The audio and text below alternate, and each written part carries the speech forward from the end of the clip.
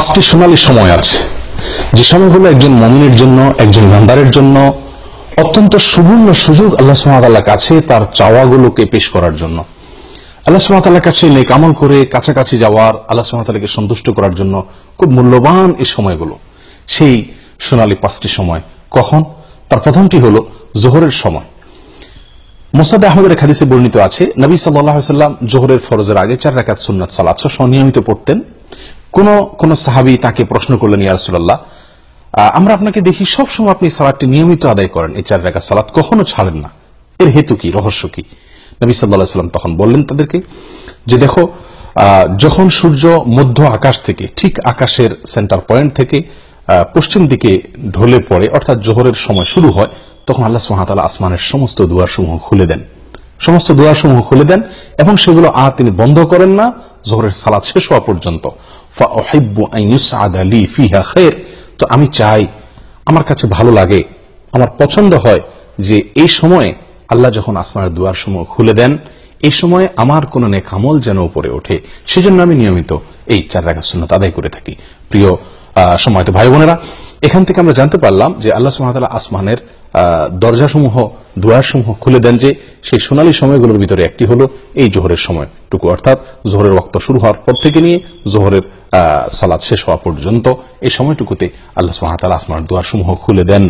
এবং এর পাশাপাশি আমরা নিয়মিত হয়তো অনেকেই আলহামদুলিল্লাহ যোহরের রাতের এই সুন্নাত সালাত আদায় করি, কিন্তু হয়তো কয়জন লক্ষ্যই করি না আমরা যে এই সময়টুকু আসমান এর দরজাসমূহ আল্লাহ সুবহানাহু ওয়া তাআলা খুলে দেন। সেই কথা মাথায় রেখে যদি আমরা সালাত আদায় করি, এবং নবী সাল্লাল্লাহু আলাইহি সাল্লামের প্রিয় ছিল যে এই সময় কোন নেক আমল যেন উপরে ওঠে, আর সেদিকে তাকায় যদি আমরা ওই 4 রাকাত সুন্নাত আদায় করি, নিঃসন্দেহে সেখানে ভিন্ন রকমের স্বাদ, ভিন্ন রকমের মাত্রা আমরা অনুভব করতে থাকবো। এইগুলো এক সময় যোহরের সময় আল্লাহ সুবহানাহু ওয়া তাআলা আসমানের দুয়ারসমূহ খুলে দেন, যেটি মুসনাদ আহমদের হাদিসে বর্ণিত হয়েছে বিশুদ্ধ সূত্রে। নাম্বার 2, আযানের পরের যে সময়টুকু, আযানের পর কিছু সময়, এই সময়ও আল্লাহ সুবহানাহু ওয়া তাআলা আসমানের দুয়ারসমূহ খুলে দেন।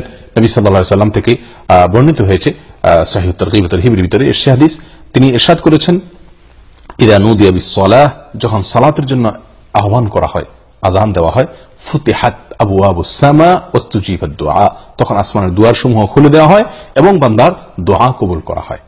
দোয়ার নির্দিষ্ট কোনো পদ্ধতি, ধরা বাঁধা কোনো সিস্টেম এখানে বর্ণিত নাই, বরং মনের যে কোনো চাওয়াকে মনে মনে আল্লাহ সুবহানাহু ওয়া তাআলার কাছে পেশ করার জন্য মূল্যবান একটি সময় হলো এটি, অর্থাৎ আযানের পরবর্তী সময়টুকু।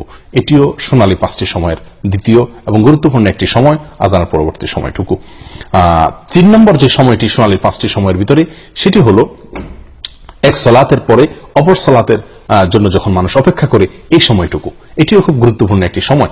সূরা ইবনে মাজাহ হাদিসে বর্ণিত হয়ে আসছে, নবী সাল্লাল্লাহু আলাইহি সাল্লাম বলেন, আবশিরু হাযা রাব্বুকুম, তোমরা সুসংবাদ গ্রহণ করো, এই যে তোমাদের রব কদ ফাতাহা বাবা মিন আবওয়াবিস সামা, আসমানের দুয়ার সমূহের মধ্য থেকে একটি দরজা তিনি খুলে দিয়েছেন, এবং ইউবাহি বিকুমুল মালাইকা, তোমাদের নিয়ে ফেরেশতাদের সঙ্গে তিনি গর্ব করছেন, বলছেন যে দেখো, আমার বান্দারা আমার নির্ধারিত ফরজ সালাত আদায় করার পরে অন্য ফরজের জন্য তারা অপেক্ষা করছে। প্রিয় বন্ধু, তাহলে এক ফরজ আদায়ের পরে অন্য ফরজের জন্য যখন মানুষ অপেক্ষা থাকে, ওই সময় আল্লাহ সুবহানাহু ওয়া তাআলা আসমানের দুয়ার খুলে দেন। এটিও সোনালী সময়সমূহের মধ্যে থেকে একটি। নাম্বার 4, ভোর রাত বা রাতের শেষ প্রহর, এটি অত্যন্ত মূল্যবান সময়ের মধ্যে থেকে একটি। আল্লাহর কাছে বান্দার আরজি পেশ করার, আল্লাহর কাছে বান্দার চাওয়াগুলোকে উপস্থাপন করার, দোয়া করার অত্যন্ত মূল্যবান সময়, বলা যায় সবচেয়ে সেরা এবং শ্রেষ্ঠ সময়। নবী সাল্লাল্লাহু আলাইহি সাল্লাম ইরশাদ করেছেন, এই সময় আল্লাহ সুবহানাহু ওয়া তাআলা আসমানের দুয়ারসমূহকে খুলে দেন এবং একজন ঘোষণা দিতে থাকে, আছে কি কোনো প্রার্থনাকারী যে চাইবে, প্রার্থনা করবে, আল্লাহ তাআলা তার প্রার্থনা মঞ্জুর করবেন? আছে কি কোনো বিপদগ্রস্ত যে ব্যক্তি বিপদে পড়ে আছে, সে আল্লাহর কাছে মুক্তি চাইবে, আল্লাহ তাআলা তাকে মুক্তি দান করবেন। এভাবে যে কোনো মুসলিম এই সময় দোয়া করলে আল্লাহ তাআলা দোয়া কবুল করেন এবং আসমানের দুয়ারসমূহ খুলে দিয়ে রাখেন দোয়া কবুলের জন্য। তবে 2 শ্রেণীর ব্যক্তিকে আল্লাহ তাআলা এই সময় তাদের দোয়া কবুল করেন না। তার ভিতরে হলো, এক ব্যক্তি হলেন যিনি পেশাদার ব্যভিচারিণী মহিলা, সে, আর দ্বিতীয়ত হলো যে লোক ব্যবসায়ীদের কাছ থেকে চাঁদাবাজি করে, ব্যবসায়ীদের কাছ থেকে চাঁদা আরোপ করে অর্থ আত্মসাৎ করে, এই ব্যক্তি এবং পেশাদার ব্যভিচারিণী, এই 2 ব্যক্তি ছাড়া আল্লাহ সুবহানাহু ওয়া তাআলা তাদেরকে তওবা করার পরে তাদেরটা আল্লাহ তাআলা মাফ করেন। এই 2 ব্যক্তি ছাড়া, এই 2 কাজে লিপ্ত থাকলে, সেই ব্যক্তিরা ছাড়া আর অন্য সময়ের দোয়াকে আল্লাহ তাআলা কবুল করেন এবং আসমানের দুয়ার আল্লাহ তাআলা খুলে দেন। সম্মানিত ভাই বন্ধুগণ, এরপরে 5 নম্বর সোনালী সময় যেটি, সেটি হলো একটি গুরুত্বপূর্ণ দোয়া, যেটিতে আল্লাহ তাআলার বড়ত্ব, আল্লাহ তাআলার প্রশংসা এবং আল্লাহ তাআলার পবিত্রতা বর্ণনা করা হয়ে থাকে। এই বিশেষ ভাষায় যখন আল্লাহ সুবহানাহু ওয়া তাআলার কাছে বান্দা দোয়া করে বা আল্লাহ তাআলার জিকির করে, তখন আল্লাহ সুবহানাহু ওয়া তাআলা আসমানের দুয়ার সমূহ খুলে দেন, যেটি সহিহ মুসলিমে বর্ণিত হয়েছে। আব্দুল্লাহ ইবনে ওমর রাদিয়াল্লাহু তাআলা বলেন, একবার নবী সাল্লাল্লাহু আলাইহি ওয়াসাল্লাম সালাত আদায় করছিলেন সাহাবীদেরকে নিয়ে। পিছন থেকে কেউ একজন একটি দোয়া পাঠ করলেন। দোয়াটি হলো এই: আল্লাহু আকবার কবীরা ওয়ালহামদুলিল্লাহি কাসীরা ওয়া সুবহানাল্লাহি বুকরাতাও ওয়া আসীলা।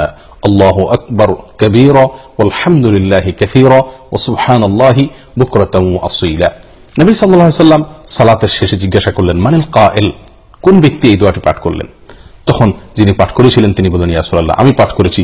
নবী সাল্লাল্লাহু আলাইহি ওয়াসাল্লাম তখন বললেন, আমি আশ্চর্যান্বিত হয়ে গেছি, তোমার এই দোয়া পাঠের পর আল্লাহ সুবহানাহু ওয়া তাআলার পক্ষ থেকে আসমানের সমস্ত দুয়ার সমূহ খুলে দেওয়া হয়েছে, এটাকে অভ্যর্থনা জানানোর জন্য, এটাকে ইস্তেকবাল করার জন্য।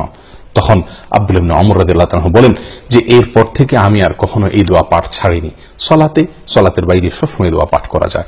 আল্লাহু আকবার কবীরা ওয়ালহামদুলিল্লাহি কাসীরা ওয়া সুবহানাল্লাহি বুকরাতাও ওয়া আসীলা। আমি আবারও সংক্ষেপে এই 5টি শোনার সময় আপনাদেরকে জানিয়ে দিচ্ছি। তার প্রথম হলো জোহরের সময়। জোহরের সময় শুরু হওয়ার পর থেকে নিয়ে জোহরের ফরজ সালাত শেষ হওয়া, জামাত শেষ হওয়া পর্যন্ত। আর দ্বিতীয়ত হলো আজান যখন দেওয়া হয় সালাতের, 5 ওয়াক্ত সালাতের আজানের পরবর্তী সময়টুকু। 3 নম্বর হলো এক সালাত পড়ার পরে মানুষ যখন অন্য সালাতের জন্য অপেক্ষমান থাকেন ওই সময়টুকু। নাম্বার 4 হলো ভোর রাতের সময়টুকু, রাতের শেষ প্রহর। নাম্বার 5 হলো আল্লাহ সুবহানাহু ওয়া তাআলার প্রশংসায়, তার গুণগানে এই বিশেষ বাক্য আল্লাহু আকবার কবীরা ওয়ালহামদুলিল্লাহি কাসীরা ওয়া সুবহানাল্লাহি বুকরাতাও ওয়া আসীলা, এটা যখন পাঠ করা হয়। আসুন এই 5টি সময়কে, মূল্যবান সময়গুলোকে কাজে লাগানোর চেষ্টা করি।